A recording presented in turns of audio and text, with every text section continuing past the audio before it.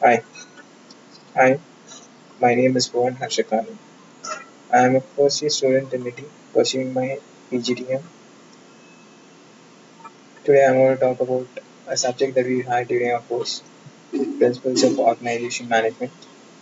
Now, to start with, why do we need this kind of subject?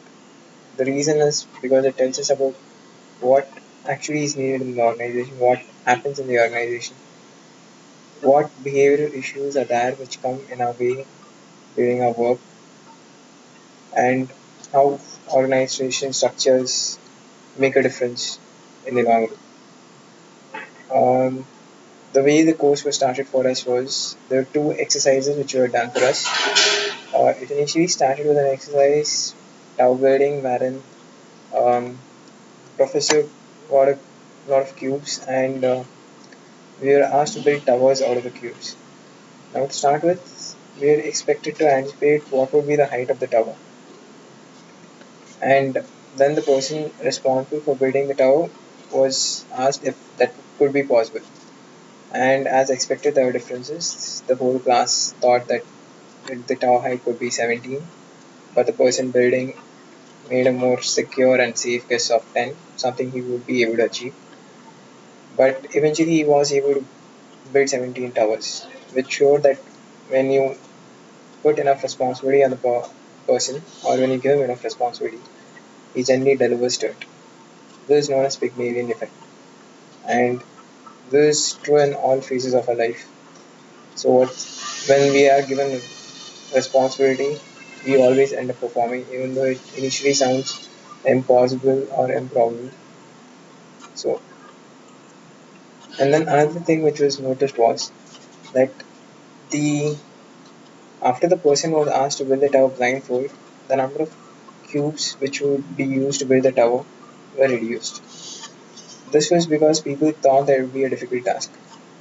But what is expected of an ideal manager would be that he should be able to keep the same number of towers or increase the number of towers. So no matter how much the difficulty, you shouldn't bring down the expectations or your goals. So this was an important learning as well. And the whole course focused on this exercise and one more exercise wherein which was named as valley crossing, when three people were expected to cross a valley using a rod. And the point was that there had to be complete synchronization between all three and trust between all three of them and a proper structure to doing the task. They should have planned it well as to how they are going to go about crossing the valley. The three had to be competent enough to do it.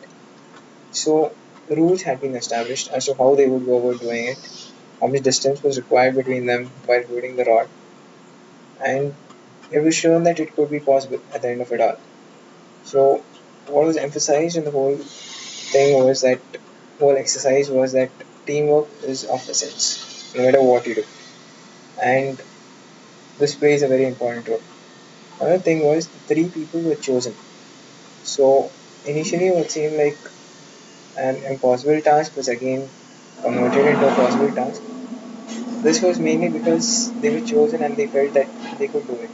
This brings an Hawthorne effect, which says that when you are specifically chosen to do something, when you are assigned responsibility, you always end up delivering to it.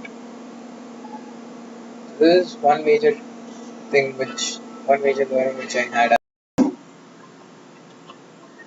Now comes the best part of the exercise. It was about creative problem solving. There's a ring toy, and we were just given the ring toy. We weren't told what was supposed to be done with the toy. Nothing had been established. There was no problem statement. The key part in that was identifying what was to be done.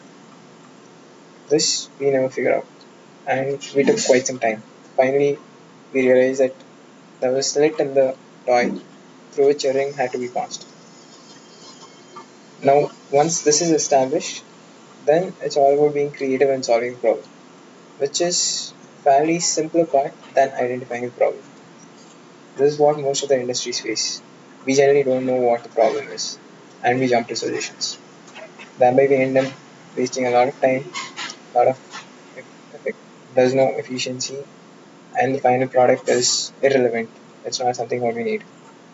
Which drives on the point that when you do something, do it with complete efficiency and effectiveness. This is what brings in excellence.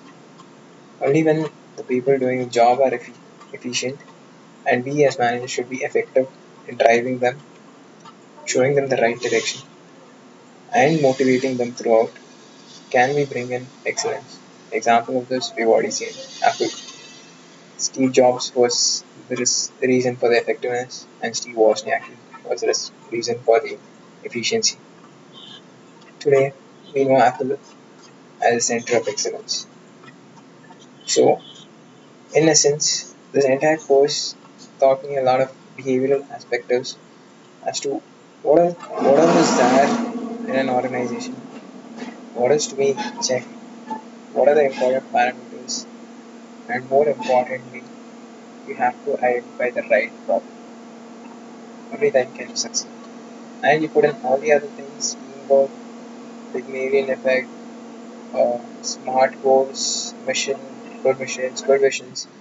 All these will drive the organization in the right direction, provided you have identified the right problem. Thank you. This is Bhuvan signing off.